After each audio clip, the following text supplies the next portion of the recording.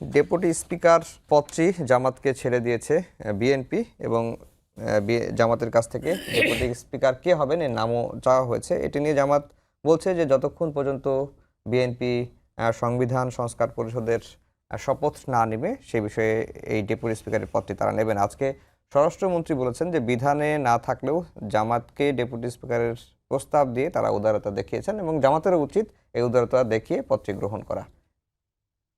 দেখেন, এখানে উদারতার কিছু নেই রে ভাই। বিএনপি তাদের যে 31 দফা আছে এবং সেখানে তারা বলেছে কিন্তু যে দুটো যে হবে কক্ষ, উচ্চ কক্ষ এবং নিম্ন কক্ষ, এর যে কোনো একটাতে বিরোধী দল থেকে ডেপুটি স্পিকার নেওয়া হবে। এটা ওনারা বলেছেন, ওনাদের কমিটেড। ওনারা তো এই 31 দফায় তো ওনারা তাদের ইশতেহার হিসেবে দিয়েছে। তো সেখানে উদারতার কি আছে? এগুলো তো দান খরচের কোনো ব্যাপার নাই। তো ওনারা দিতে চেয়েছেন, ওনাদের এটা কমিটমেন্ট, সেটা তারা পূরণ করতে চেয়েছেন। এখন জামাতের যে জিনিসটা আছে, জামাত যে জিনিসটা চাচ্ছে যে এটা জুলাই সনদ যদি পূর্ণ বাস্তবায়ন না হয় তাহলে তারা নিবেন না এটা, এবং এটা বলতে চাচ্ছে যে এটা পূর্ণ প্যাকেজ। ওই প্যাকেজটা পূরণ না হলে ওরা আংশিকভাবে এইটুকু নেবেন না। তো জামাত বলছে এটা জামাতের রাজনীতি, আপনি নিশ্চিতভাবে লিখে রাখতে পারেন জামাত এটা নিবে। এখন এটা বলার জন্য বলা বলি করতেছে আর কি, এটা যে নিবে, জুলাই সনদ বাস্তবায়ন না করেই তারা নিবে। কারণ তারা যে প্রক্রিয়ায় জুলাই সনদ বাস্তবায়ন করতে চায় সে প্রক্রিয়ায় জুলাই সনদ বাস্তবায়ন করার কোনো সুযোগ এখন আর নাই।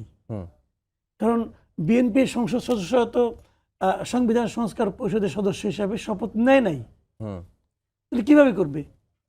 এখন ওনারা ৭৭ জন মিলা যদি করে ফেলায়, করুক, যদি পারে করতে, অসুবিধাটা কী আছে? কিন্তু বিএনপি তো নেয় নাই। বিএনপি তো বলেছে যে আমরা জুলাই সনদে যেগুলোতে আমরা স্বাক্ষর করেছি সেগুলো আমরা সংসদ চালু হওয়ার পর আমরা এগুলি বাস্তবায়ন করব।